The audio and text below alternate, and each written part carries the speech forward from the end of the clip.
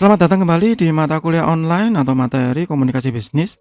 Kita masih ada di bab mengenai crisis communication bagian kedua. Bagi yang belum melihat video sebelumnya, silahkan dicek di playlist. Di bagian pertama dari bab ini saya menjelaskan mengenai aspek dari komunikasi di saat krisis, di saat ada bencana, di saat ada musibah. Yang secara otomatis kita mengkomunikasikan hal-hal yang jelek, hal-hal yang negatif. Tetapi semuanya masih harus disampaikan dalam tanda kutip baik. Nah, pada saat kita menyampaikan hal yang negatif dengan cara yang baik, ini seringkali terjadi kesalahpahaman. Kemudian kita juga harus meredam hoax ya, rumor, gosip yang membuat kita menjadi kesulitan, khususnya di perusahaan ya, bukan sebagai personal.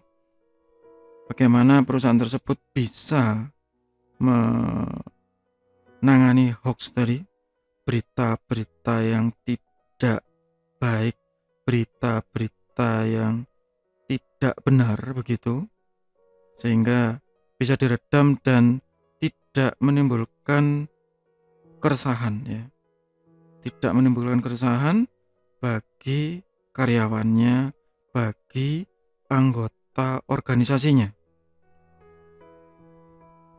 Sekarang kita lanjutkan lagi.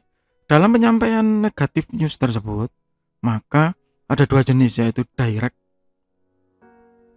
langsung, terus terang begitu, atau indirect.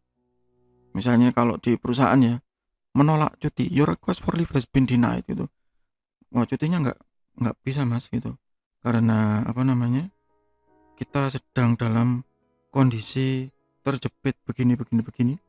Kita sedang dalam kondisi harus menyelesaikan target produksi misalnya begitu. Ya, langsung atau indirect.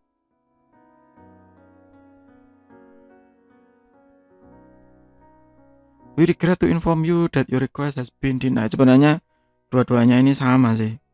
Ya, sama saja. Tujuan akhirnya yang sama, tetapi ada tetapinya. Begitu. Jadi waktu kita menyampaikan yang pertama dan yang kedua ini kalimatnya berbeda. Ya. Biasanya orang bilang ada sopan-sopannya begitu. Nah, kemudian kita memilih yang mana, yang direct atau yang indirect.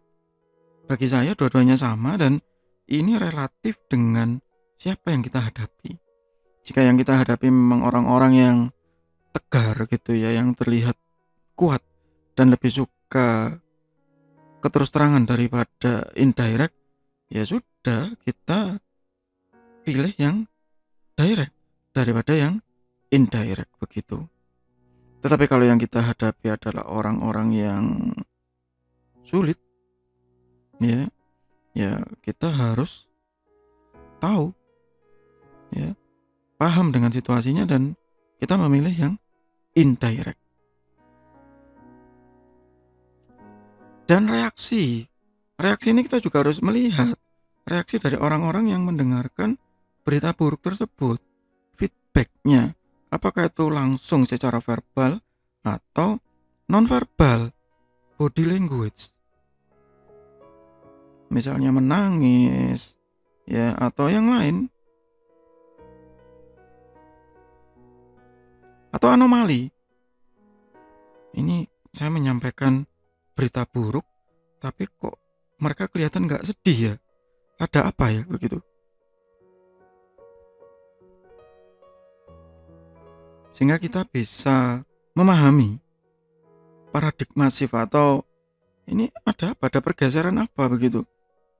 Contoh seperti sekarang misalnya yang saya sebut di bagian sebelumnya, di masa pandemi seperti ini. Pada saat awal mungkin kalau kita mendengar ada orang yang menyampaikan bahwa ada rekan di sekitar kita yang terkena COVID, ada yang terkena begini-begini, mungkin pada saat awal-awal dulu kaget, sedih, begini.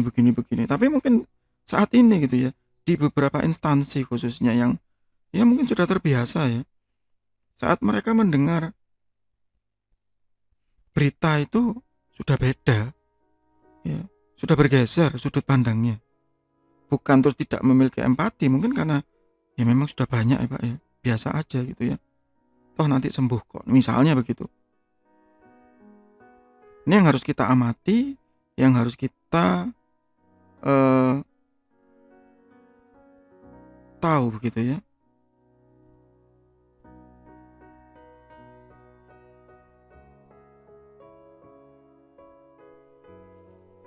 Information during an emergency, what is happening?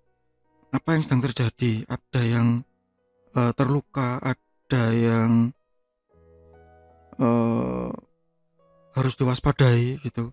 Ada yang sedang dalam kondisi berbahaya begitu, misalnya. Ya, kita harus sampaikan itu secara clear. Apakah masalah ini urgent? Apakah masalah ini sangat penting? Nah, misalnya begitu.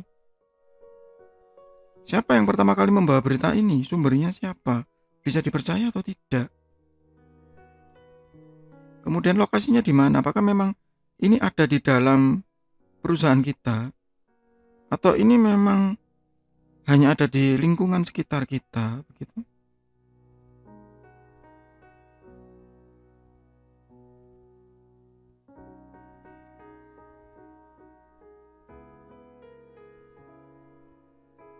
Terus sudah ada responnya atau tidak?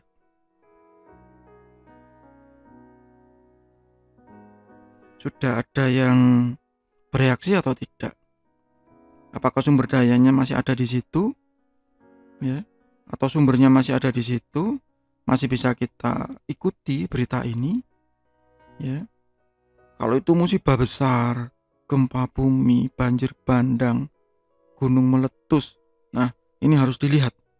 Keterangan tentang hal-hal seperti ini bisa Anda dapatkan lebih detail di video saya yang lain yang membahas tentang disaster recovery planning ya. Anda bisa cek di playlist di channel yang sama, di channel kuliah virtual. Di situ ada lebih banyak penanganan pada saat terjadi bencana, mulai dari mitigasi risiko dan planning yang harus dilakukan. Yang terakhir adalah rencana di dalam melakukan komunikasi. Pentingnya mengumpulkan kontak di dalam satu organisasi, ya. Siapa yang masih ada, siapa yang putus jaringannya, misalnya begitu. Siapa yang kehilangan jejak. Dan harus ada juru bicara yang biasanya ini ditangani oleh pihak humas. Ya, bagaimana Pak jika humasnya juga ikut terluka, misalnya humasnya juga sedang dalam posisi tidak bisa dihubungi misalkan. Nah, maka pihak perusahaan itu harus menunjuk.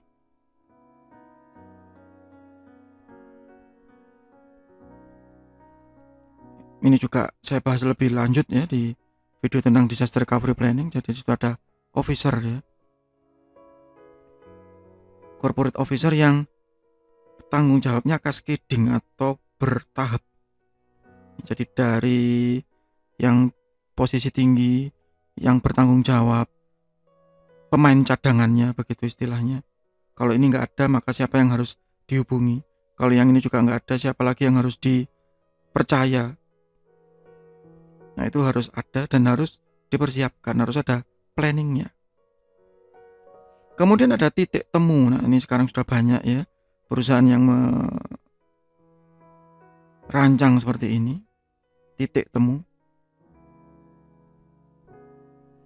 Jadi kalau ada sesuatu yang urgent ya kita akan ketemu di sini.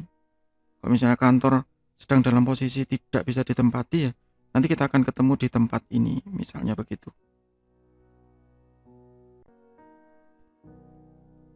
Sehingga memang planning ini sangat penting ya. Apalagi di situ ada media plan ya. Sehingga waktu kita mengeluarkan statement ke media itu kita harus berhati-hati dan memiliki rencana terlebih dulu. Apa yang akan kita sampaikan? Apa efeknya bagi organisasi ya? Apa imbas dari keterangan tersebut. Nah, itu ada banyak hal yang harus dipertimbangkan terlebih dulu. Dan ini menuntut kemampuan komunikasi publik yang sangat bagus, ya, khususnya dari humas. Itu kenapa penting sekali seorang humas public relation, atau ada yang menyebut jabatannya marketing communication, apa saja jabatan tersebut sama, tetapi itu tidak mudah dan sangat vital apalagi di masa-masa krisis. Demikian bab mengenai crisis communication, masih di mata kuliah online atau materi komunikasi bisnis. Semoga bermanfaat, tetap sehat, tetap semangat. Terima kasih.